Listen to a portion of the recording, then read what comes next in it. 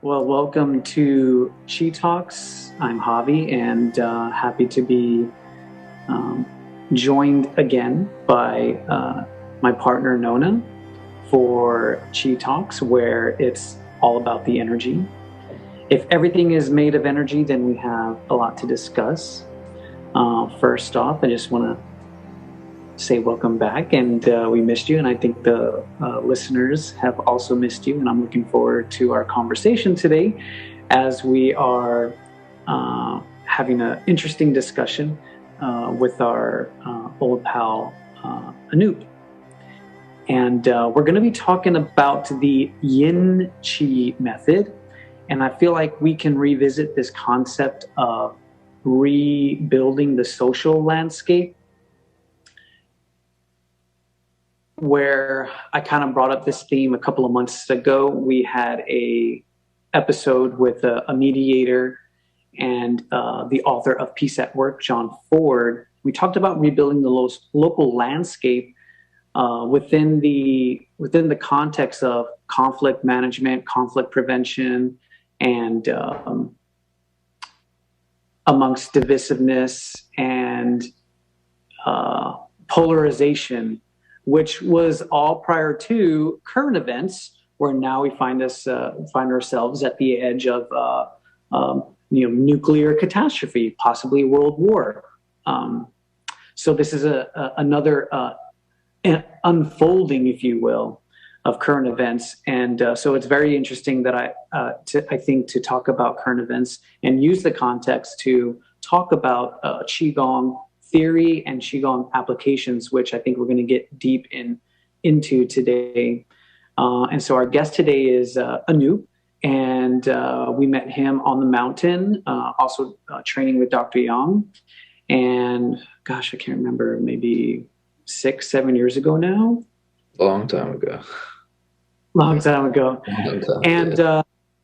Anoop's going to be sharing with us what's called the Yin Qi Method. And let's dive right in. Let's first ask Anoop to kind of tell us a little bit about the Yin Qi Method, but also a little bit how you got into Qigong and what inspired you to search for the energy in the Eastern concept. All right, so I'll start with that. The second part there. For me, I started. I was a weightlifter, damaged my spine weightlifting. You know, went to Tai Chi to figure out a way to heal it. Really, is I wanted to learn the movement, how to restore the discs of the spine, how to get better alignment, how to get better movement, all that kind of stuff. So I went to Tai Chi, found Dr. Yang, reached out to Dr. Yang on an email. He said to come out to the mountain. I had a little money, so I came out to the mountain for a week, changed my life because I got to experience what it was like to be in a training environment. And like, I like to train. So it just changed my mentality on things. And that introduced more intensity into my life, which is both good and bad, depending on how you handle that. I started training every day and looking more into like the chi side of things because for me, I was looking to heal my back. So I needed to understand the energy and how to really bring chi and like healing energy to my back. And so I looked at all of Dr. Young's Qigongs. I found a lot of benefit from like the spine waving and that kind of stuff too. But I really wanted an understanding of like what the energy was itself. And I remember reading a book while I was at the retreat center called Bioenergetics. I don't know what the exact title was, but it was on bioenergetics. Is one of the books in Dr. Young's library there that he has. And in that book, it introduced that the cells put off bioenergy. And that concept got me interested because I knew about like I grew up around yoga. So like just your typical yoga and seeing like the Indian movies and stuff about yoga. So knowing like they're talking about people levitating, creating things out of thin air, stuff like crazy stuff. And I'm like, all right, well, if this stuff is real, how would it work, right? Because, well, science talks about materialization of physical objects, maybe not science that we have, but science fiction. So it's in other people's minds too. And like these concepts for me is like, well, where does reality and the dream meet? Where do they merge? Where do they blend? And how can I, come from the dream realm, with lucid dreaming and things like that. So at the same time as studying yoga, at the same time as studying Tai Chi, at the same time as studying like dreams, consciousness, all that kind of stuff, um, I found a teacher named Richard Clear who taught me a lot of high level things about Tai Chi. But and I liked all of that, and I still train pretty much all of it to this day. But I also came across another teacher named Sifu Jones, and he said the Tai Chi's good, and it's good for what it does, and it's really it can be good for what you're talking about building societies, because you see in China, you see the people in the park, they're going in the park and they're doing it, and you see the community there, you see the culture of respect and dignity and that kind of stuff. You see, maybe not in today's China, but in China that we remember. Anybody who's been around the martial arts scene a little bit knows how China used to be with the martial arts, and what happened there with the Communist Party and all of that. Not getting too much into it, but that's the major thing. There is with Tai Chi, you can build a society. So when I found about the energy work itself, I started thinking, well, how does this work in the Yin Qi energy work? How does this play into building a society? And the main thing in Yin Qi energy is having good energy. And in a good society, you don't have bad things happen because people feel good. The inherent reason why bad things happen is because people feel bad. If you don't feel bad, you're not going to go out and do a bad thing unless you're just really, really crazy. And the amount of people that go out and do bad things and feel good about what they're doing is much less than the amount of people that are doing bad things because they feel bad about themselves. That's the higher majority there. The ones that feel good and like are going and killing people or hurting people or robbing or whatever and feeling really good about that, they're special. They got something else going on there. But the average person who's committing crimes and harming people and doing things like that, they're in a bad place. So they're doing this because they're trying to get out of the way they're feeling. It's not necessarily the situation we escape. Sometimes we love the situation, but we try to escape the feeling, because that feeling of badness, we can feel it in our body, we can feel it in our bones, we can feel it in our spirit, in our consciousness. When you're not feeling good for whatever reason, it's visceral. That was a lot, but... Well, no. That was great. Thank you. Nona, welcome back. Let's have you respond. And good to be back. And I've enjoyed your last few shows, and really excited about the work that you've been doing. It's so it's interesting when you talk about Qigong, first of all, in terms of healing, and then it sounds almost like you're taking it to the next, to another zone when you talk about societal healing too, the potential for not just internal healing, but outward healing in our societies.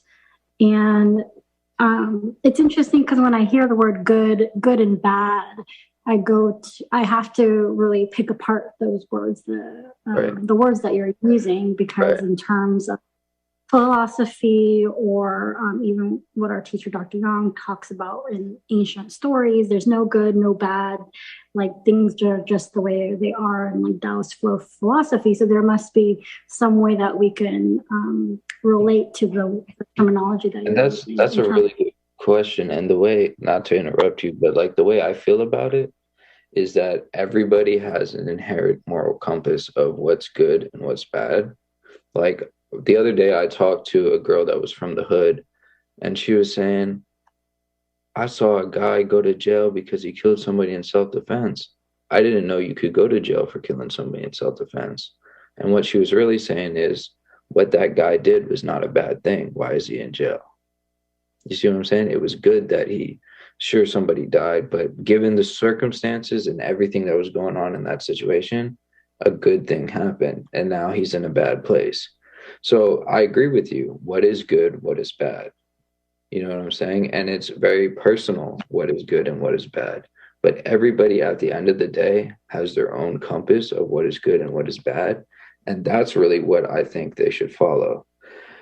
Not saying if you think killing is good, you should go kill people or hurt people or whatever. But I'm saying if you do that and that is the way you think, you're going to run into enough bad from society that along the way, you're going to start saying, hey, is this really good? Whether you say it consciously, subconsciously, or in your spirit, you're going to say it some way or another. And you're going to be wondering that. And that's going to be eating at you. And you're going to be fighting that. You're going to keep trying to feel good about what you're doing, but it's going to eat at you that what you're doing is bad. So I feel like, yes, the human decides what good and bad is, but also going back to the society that we're talking about, so does the society.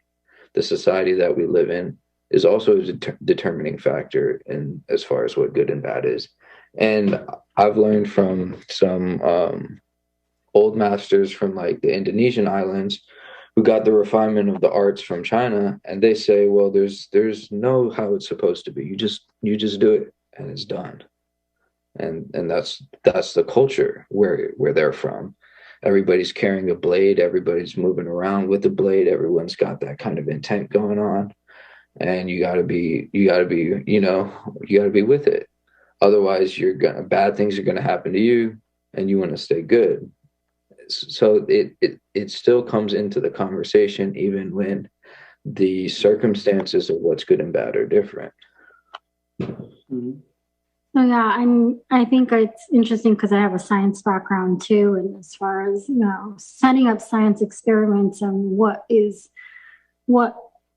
things are closer to truth. The closer they are to truth is like the more repetition that you can show using the same parameters, controls, and so I think you're saying you have to temper your own truth with that of the repeated experiences of others in society, in the community.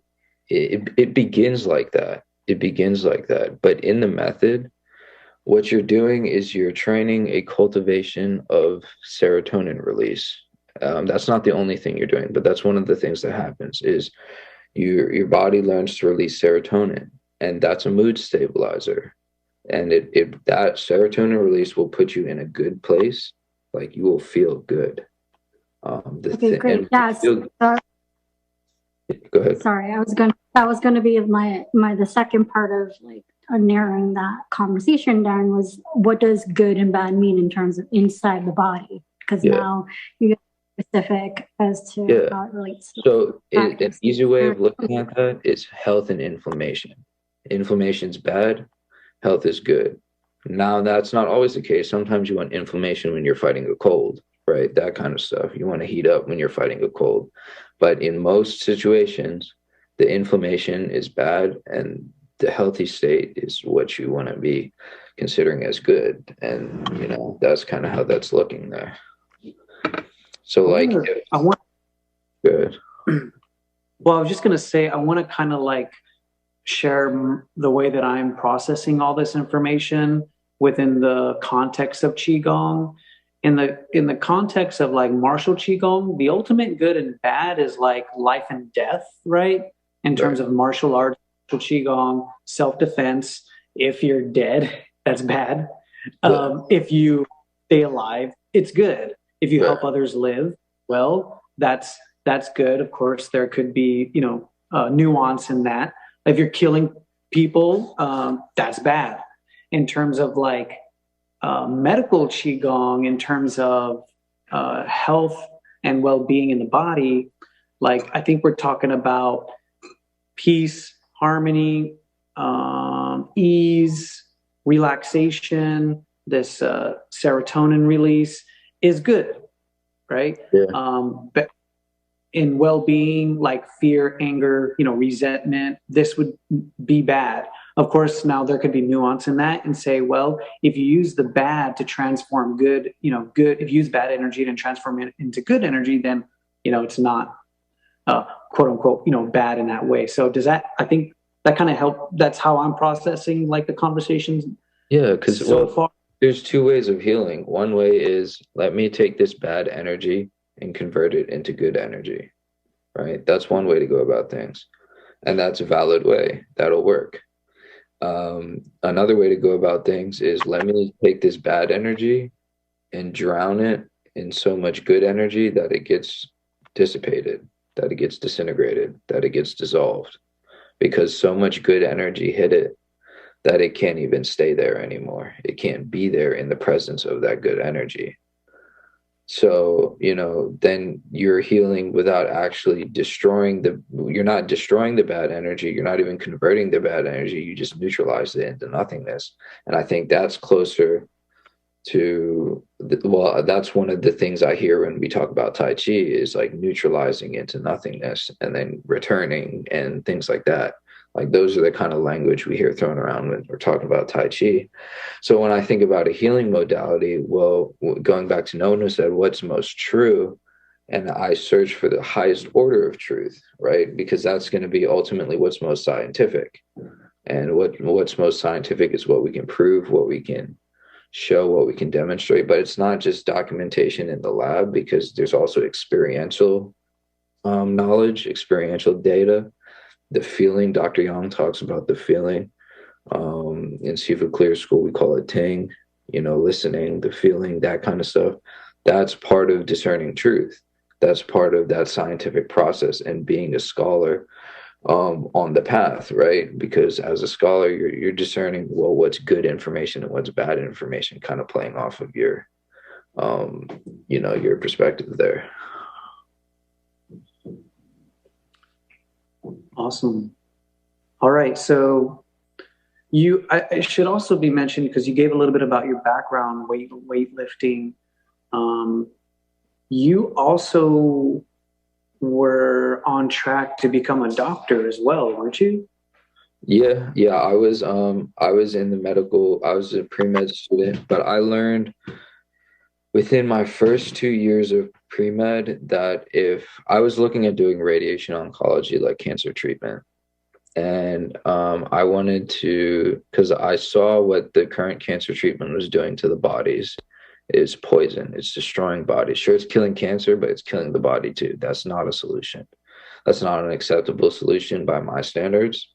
So I'm not comfortable with that. So I wanted to get into cancer therapy and cancer research to create cures. Pretty soon, I found out that doctors that were producing cures for cancer were showing up missing. And this was before I knew any martial. I took Taekwondo as a kid, so I wasn't like, I didn't get picked on, that kind of stuff, but like, I didn't have problems that way, but I wasn't a fighter. Like, I didn't get in fights growing up, that kind of stuff. So I had a martial arts background as far as the disciplines and focusing the mind, body, and the spirit, that kind of stuff, from doing Taekwondo basic, but nothing real martial. Like, if I get in a fight, I know how to, you know what I'm saying? Like, I didn't have that. I just had confidence that I was going to do whatever I had to do, and that was it. But going back to, I got off a tangent there. What was the main point? Pre-med. Oh, pre-med. Yeah. Going back to pre-med, this is why I said all that, is because I realized it was very likely that I could get harmed going the path I was going in pre-med. And I had no idea what I was going to do about that. I didn't want to be one of those cases where he said, doctor commits suicide at age 43, found dead under a bridge. That's what would happen if I produced the type of research I wanted to produce in the way that I was initially going to do it, because I didn't understand the game and I didn't understand how to play. So my first instinct was, well, I got to learn martial arts. So I had multiple motives. It wasn't just the back injury for finding Dr. Yang and going after the martial arts. That was a very important aspect of it. But also I need to learn martial arts in order to protect myself, or at least have some situational awareness so I can figure out how to deal with this situation, because I had no idea how to face the situation of that social environment that was being created, which is the health industry. So that's an environment I'm personally focused on healing, with what I do now and the things I'm working on now. So yeah, that's good. I'm Javi. You're listening to QiTalks, and lucky enough to have my co-host Nona on this episode as we pre-record today. And we're talking with Anoop Arramraju. How'd I do there? Arramraju. Arramraju. Anoop Arramraju. Don't worry about it. But Anoop is a longtime friend, and he's sharing with us today the Yin Qi Method. So tell us about the Yin Qi Method. All right. So let's get into it. So Yin Qi Method. Well, I'll actually throw the question back at you, Javier. And since I've showed you, so I've been showing Javier some aspects of the Yin Qi Method and how it works and stuff. So I'm gonna actually have him introduce what he thinks he is, what it is. Based on. All right, cool. So yeah, I've in preparation for this talk today, I was also experimenting with the Yin Qi Method, which is a simple meditation, Qigong exercise and technique. Simple until you start doing it, and then like a lot of Qigong, all these questions start coming up. And then you have the intellectual mind that comes up. And so for me, I'm very intellectual. I have the mind, with all these thoughts. And so that's why I think I gravitate towards martial arts, because it puts me into my body, takes me out of my mind, my upper dantian, and into my, body awareness.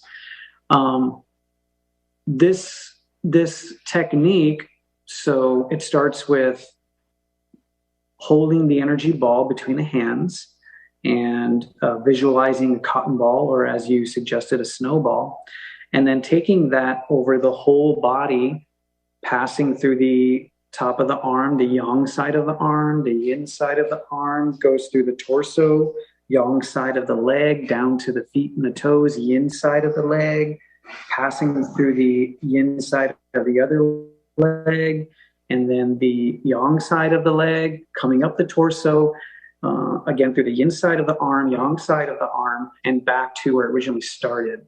And so you had guided me to continue to do this. It was you, in terms of like how long or how many repetitions, you said search for the cool feeling and try to build on that coolness and that feeling, which is what I was searching for and exploring. And I think that I was successful at some points. But there was a lot of questions that came up. And the question ultimately, a lot of times, with Qigong is like, am I doing it the right way? Are the sensations that I'm having, are they the correct sensations? And so this is like the scientific, it's great. This is like the personal, experiential scientific process when it comes to Qigong. And it really points to the notion of work and having to go through the process, the arduous process of cultivation, where there's always an element of self-doubt and an unknown of the path as you're searching through the forest. When you're lucky enough to have someone to guide you through the path, then you can easily have those you can easily have the evolution, the quick evolution process. Yeah. So I would say for me that I think I had a nice cooling energy that kind of was familiar to me. I said, oh, okay, here's a phenomenon that's coming up. I feel a sense of chill. I feel a sense of like coolness in that chill. Perhaps is that what he's talking about? That is familiar to me. Okay, well, if that's the right process, can I sustain that? And should I sustain that? And is it possible to, inner work that through the whole body, and also to sustain that feeling, which is what you said, is to try to sustain that cool feeling, which would help to bring the body temperature down, which would help to, I'm guessing, slow down heart rate, right. Produce that relaxation, also that serotonin response that you right. also mentioned. One thing that I think was really interesting for me was like, okay, when a lot of times, and I put myself in like in the beginner seat. So I put myself in the beginner seat, and a lot of times in that beginner seat, you want the instant gratification, and we're so accustomed to instant gratification. And the mindset is, okay, here I go. I'm going to do this. What can it do for me? And how long does it take to kick in? And then, how can I continue to access it? So I went through that mental process. And as I was doing that and going through the process, I realized, wait, like, I'm giving myself an opportunity and I'm spending time with myself to give myself like self-care. I'm using a technique to give myself self-care. I'm putting my hands over my body. Like, who is going to care for my body the best way, if not me? So it gave me a mental shift, and I was like, whoa, hold on. It's like, I really need to have a sense of mindfulness and attention and essentially like care and love for myself as I pass my hands over my body, which was an interesting intellectual process. I think for me, when I'm searching for a physical phenomena, is an interesting intellectual process. Like, hold on, like, no one's going to come pass their hands over me, for care and for love and for healing and well-being. Like, if I'm doing it, like, I should be present to the utmost, presence. So that was an intellectual process. And all that is you're getting your mind right, because you recognized, hey, I have some thought habits or thought patterns that aren't ideal. And then you recognized a solution to those thought habits and thought patterns is saying, hey, instead of thinking like this, let me think like this, and this is going to be in a better way for me. And that's all you did there. And that will keep happening the more you notice, like, hey, this is kind of a weird way to think. And then you'll think there's like a better way to think about things, perceive things. And that's you finding what's good for you. You know what I'm saying? So you're honing your compass, because the reality is, Javier, which you discovered yourself, you were treating your body bad. You know what I'm saying? For you to make that discovery, you had to have been treating your body bad in the first place, at least in some kind of mental way, intellectual way of how you were regarding yourself. So you came to a place of compassion, self-love, self-care that you didn't have or experience before, because you're activating not just the cool, but you're also activating the good as well. So when you're running that cotton ball, the cotton ball that you described, you're making the cotton ball and you're running it through your body. It's just a basic body tracing on the outside, then the inside, outside of the leg, inside of the leg, inside of the leg, outside of the leg. Like, you go like across the body that way, inside of the arm, outside of the arm, just like that. I can put together an actual video that's proper and like break down how that looks for everyone. But when you're doing that, in that cotton ball, you're infusing a good feeling. And that feeling is not like high. It's not your euphoric high, but it will feel euphoric joy. And there's a difference there between being high and being in a state of joy. Because when you take something like, let's use drugs, for example, Molly, right? Common street drugs for the kids these days. Take Molly at a concert and you feel an abundance of happiness and all this stuff, but you're high. It's different than being good.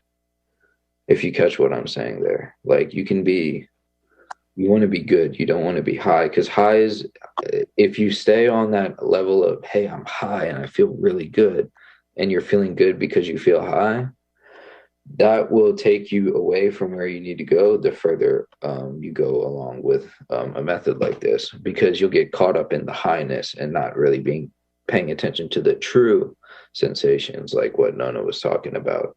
And that true sensation, understanding what's true, what's not true, is really important to, knowing what's good and bad for your body.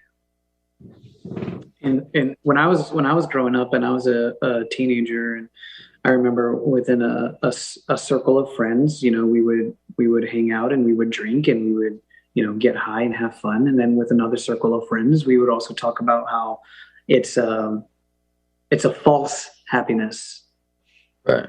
That we were partaking in. It was a false happiness. So there was always that dichotomy. What's your response to all this, Noon? Well, not having experienced this particular practice and listening to your process, I think it's, and reading a lot of research about, the benefits of self-care, as well as what happens when you put your mind to something. And that, we talk about in Qigong that health is flow of energy, right? When the energy is able to flow through your tissues, there's communication happening, feedback, response, and not just any flow, but the right amount of flow for that particular situation at the particular time. And I go to my learning from Dr. Yang and what could be happening when you engage in this cotton ball mental exercise, but also, just guiding your hand along all of your body like that. And you're definitely taking your mind. It's like a tool to take your mind through different parts. It's kind of like a body scan in some way.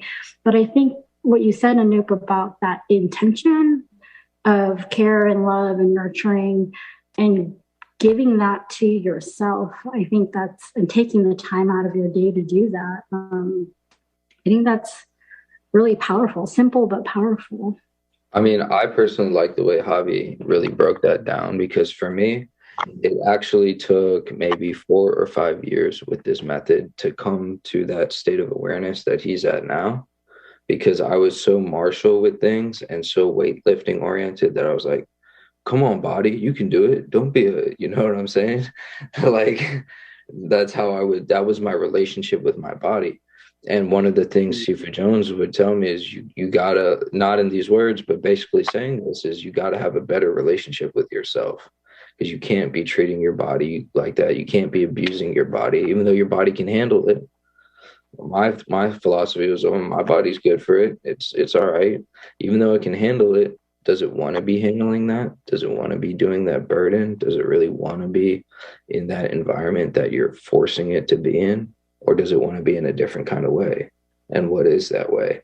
And for me, it took me a long time to really come to that understanding and make those switches. So it's really good to see Javier making that switch, knowing he's also a martial guy. He's coming to that place just off the bat, and he's coming to that healing place and really caring and well-being for his body. Because when he is putting his mind with the chi of the cotton ball through his body, just passing it like that, what's happening is you're forming chi in place.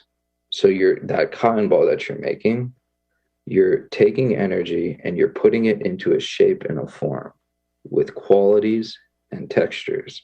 Textures meaning like cool and good feeling, like qualities and good textures like that. And you're running that energy through your body, and that's interfering with your nerve fibers. So Nona, if you roll up your sleeve and just do this on your arm, what do you feel? You mean touching or above the surface? Just touching, just stroke your arm like that. Right. Can you feel the register that happens there? Your body responding to your touch. Absolutely. Those are your nerve fibers firing. That's your nervous system responding to the touch. That tingling feeling you get in response to the touch, that's your nerve fibers firing. So those nerve fibers are what you're building, because the nerve fibers emit light, they emit sound, and they even emit time in a certain kind of way. That's more of an advanced concept, but they emit all of these things. They emit other things as well. But the nerve fibers have high functioning. It's not just nerve potentials, although that's an important part. The nerve fibers emit energy. They're live wires. They're our circuitry. And we're talking about bioenergy. Well, what is energy? Well, we know photons are energy, right? The photons, the packets of light that come from the sun or from my lamps over here, photons are coming out, and that's a form of energy. But another form of energy that I learned about through Sifu Jones was a phonon. A phonon is a packet of sound. So sound is coming out too. So when we're doing our Qigong, a lot of us are just paying attention to the energy in the light way? What energy can we perceive with our mind's eye? Like that kind of thing. And that's just the light. We're not actually listening to the sounds that we're putting into the energy. Even if we're doing I did like the healing sound Qigong and that kind of stuff, but I never paid attention to the sounds I was putting into my Tai Chi form. You know what I'm saying? What sound does my Tai Chi form have? What sounds can I make it have? That kind of thing. And what sound is ideal, of course, as well. So like all that kind of stuff. What sounds are we putting off? And that's energy too. The sun puts off sound, and that energy interacts with the earth. The earth puts off sound. We put off sound. Javier's putting off a sound. Nona's putting off a sound. I'm putting off a sound. Some of the sounds we carry are the traumas of our past. Every time we've screamed, that's stored somewhere in the sound field, if you get what I'm saying. So, you know what I'm saying? So it's a complicated thing when you look at the energy, but it's also very simple because it's just a cotton ball. It's just a cotton ball. You're just making it good, and you're just making it cool, and you're just running that through the body. It's very simple in the beginning, and then it gets to more advanced concepts, and the exercises get more advanced too. So like, don't think that even though you'll feel good energy from this exercise, you'll get good energy from doing this exercise, from building up in this way. This is not the real builder. This is just a precursor exercise to get you used to the energy, used to passing around the form, that kind of thing. Awesome. This is QiTalks, and I'm Javi, and I'm joined today with my co-host Nona, making a cameo as we pre-record this show. And we're talking with Anoop, sharing with us the Yin Qi Method. And I think I want to sort of unpack the biophoton and maybe share a little bit about the science, and then also the nerve fiber concept. So for the listeners, so for me, in order to understand like the nerve fiber concept, I read a couple of, I went on YouTube and listened to some of Sifu Jones's videos. And then also I think I read some things, or maybe he said it on the video, but one of the things that helped me understand the nerve fiber concept was a pitcher and a kicker. So like a pitcher's nerve fibers on the throwing arm are going to be more abundant and built in contrast to the non-throwing arm, because of all of the movement and the repetition of movement and the use that has been accessed. And so the nerve fibers that have been accessed as a result of all that use. So the arm of the throwing arm would, the nerve fibers of the throwing arm are going to be more abundant in contrast to the nerve fibers of the non-throwing arm, similar to a kicker with their kicking leg. And I guess this Yin Qi concept is using your hand and the cotton ball method to build up the nerve fibers in this way, but through a different process. Right. And if you think about like Tai Chi or even just martial arts in general, the goal is to cultivate a balanced body, right? So a good martial artist, if you looked at their nerve fiber cultivation after a long period of time, like a black belt martial artist in whatever style, they would have ideally a balanced buildup of nerve fibers all around the body, ideally. Now, this is a more direct way to get to that result of balanced buildup of nerve fibers. This will directly build the nerve fibers, and it'll balance your body. I used to have muscular imbalances that the Tai Chi helped me fix, but I still had traces of them. But when you sync with the energy, it's completely unified, because you're creating a unified body that way. It's all one piece. It's all the right way, at least energetically. Maybe not physically. If you don't train the physical elements, you still have to train physically to get the physical side of things. But at least the energy is connected. So yeah, it is the nerve fibers. Essentially, it's what's going through your nervous system. It's nerves that you've heard your whole life.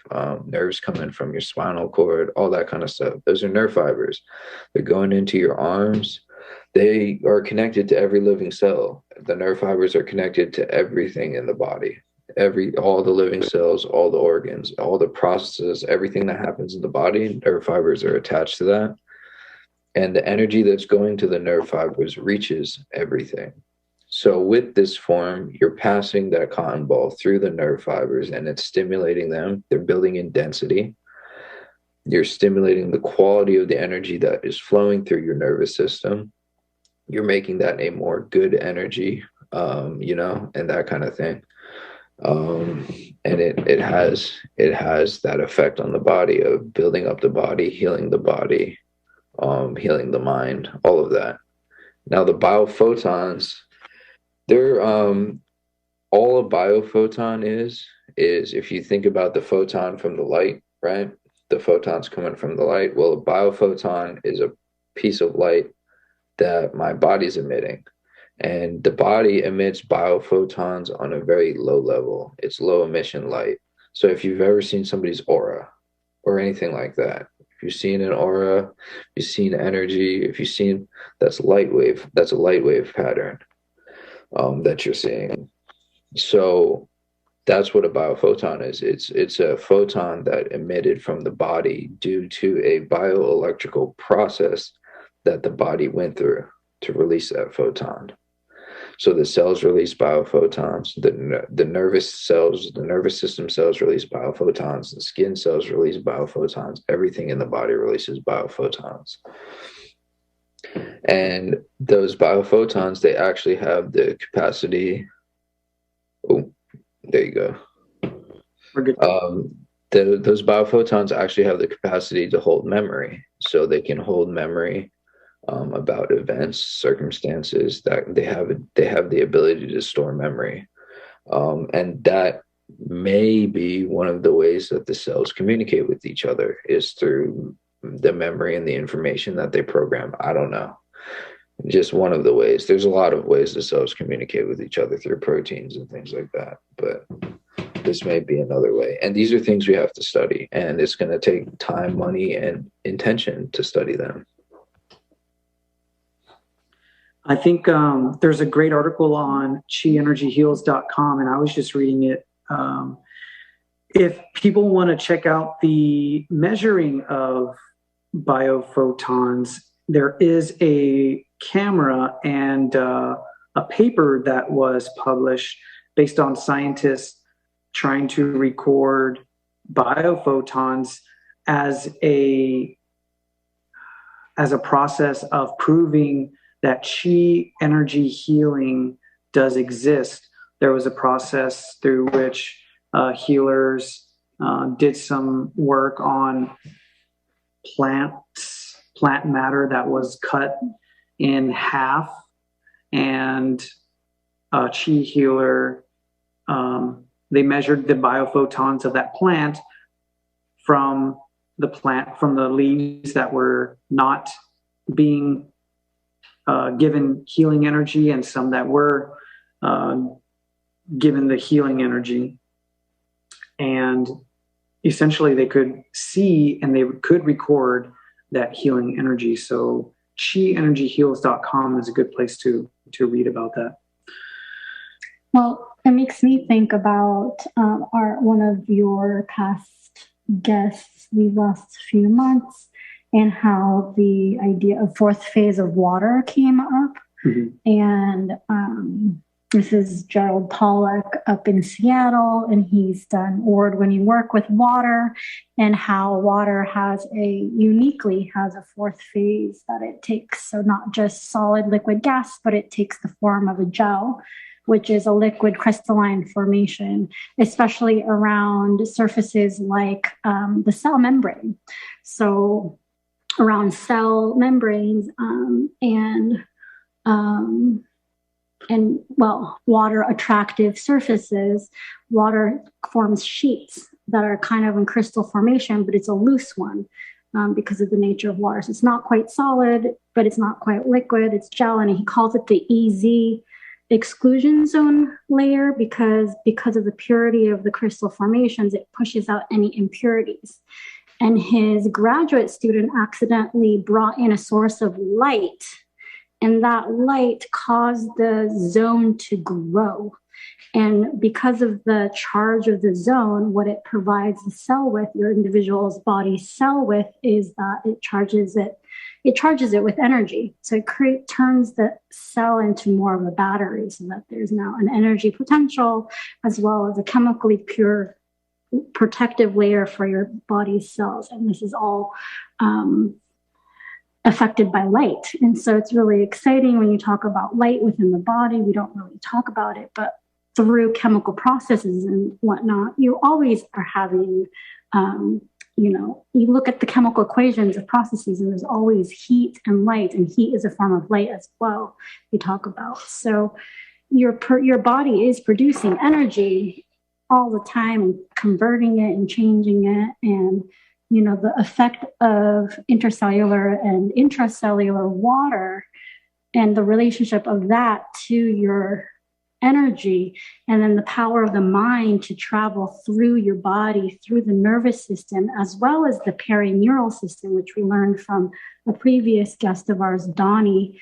We were intending to go more deep dive into perineural system, but we never got to, so we'll have to have him back on to talk about it, the perineural system. But it's a system that runs alongside of the nervous system, that's less on or off switch energy, because your nervous system is turned on or off depending on the amount of synapse connections and chemical changes. So the impulse goes down the fiber, but the perineural system that runs alongside all of your nerve fiber systems is part of that, and it does not go on and off on. It's definitely just experiencing the charge differences in your body and communicating more of a in-between cell-to-cell way than from brain to body kind of pathway. So I think all of it is super intriguing, super interesting.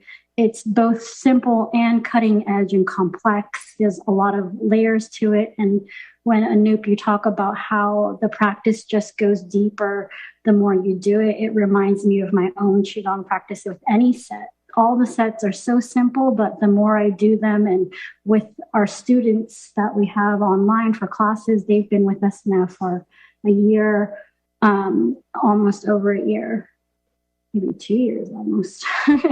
Time flies, but the more you get into it, the layers of the exercise are unveiled. It's like the same exercise, but it's a different exercise because of the approach and the way you engage with it. And I think that's the magic of Qigong, is that once you get hooked and once you enter the practice and you can see how much you can do with it, it's just never ending. And the constant process of growth and discovery and experimentation within yourself, and amazing, subtle but significant moments in your own personal life, I think.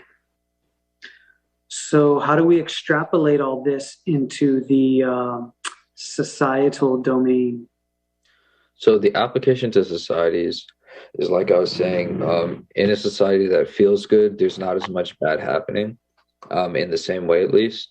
So what that looks like tangibly is, if everybody has good energy because they're cultivating good energy all day long, there's not a lot to be bad about. There's not a lot to be in a bad way about.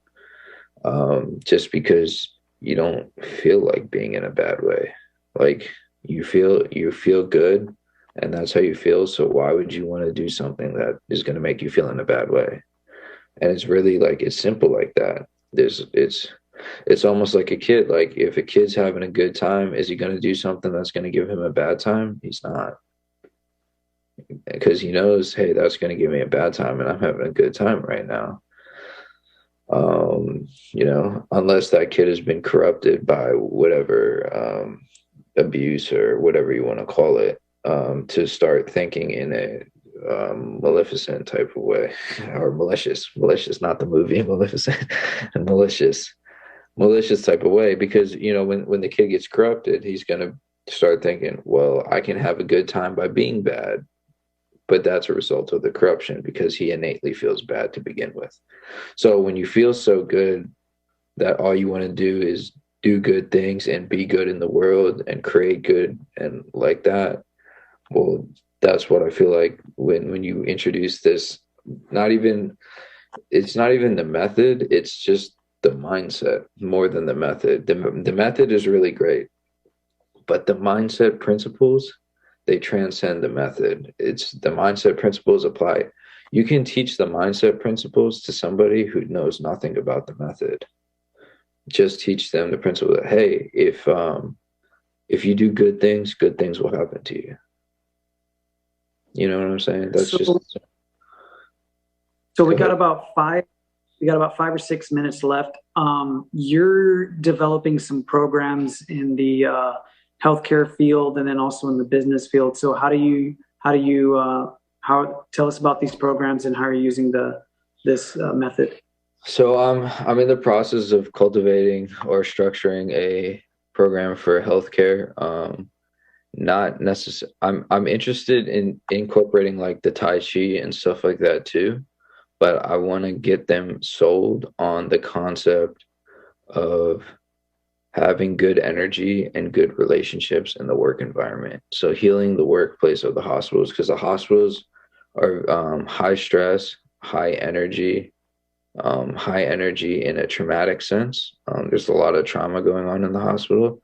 So every doctor, every nurse, every person in that hospital is operating on a highly spiritual level, whether they think about it or not. And they're dealing with a lot of energy all day long because they're dealing with sick energy. They're dealing with illness, and they have a way of protecting themselves from that energy. They have a way of relating to that energy. So there's a lot of different ways that the energy can apply for the hospital field. For the business field, it's really simple. Is like in sales, the energy that you bring is the energy that you receive. If you bring good energy to a client, the client will bring good energy to you. So what if you have a way to amplify your good energy and have an abundant store of good energy all the time? Well, that's kind of the pitch there, and the play there is introducing salespeople and entrepreneurs to how to have, because positivity and good mindset is really big in the entrepreneur world right now. So I'm kind of piggybacking off of that wave and tying in, well, check out what good energy can do for you, even more than positive energy or just mindset alone. And to state the obvious, I guess this is in response to capitalism as we've come to know it, resource extrapolation, and the consequences to the planet that we have seen unfold. It's a reaction to a parasitic mindset that I see in the world. You know what I'm saying? Because what you're talking about with capitalism, extracting the resources, all of that, it's parasitism. It's withdrawing, not caring for the host.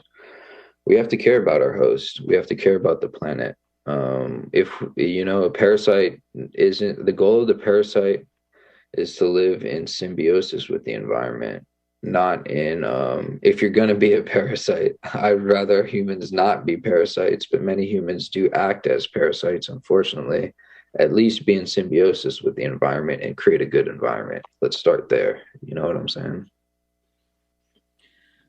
I'm curious what Nona's response is, because she teaches kids, and the idea here for me is like, okay, we lack so many skills that help us or that can alleviate this parasitic mindset, yet we're not given those skills. Yeah, it's it's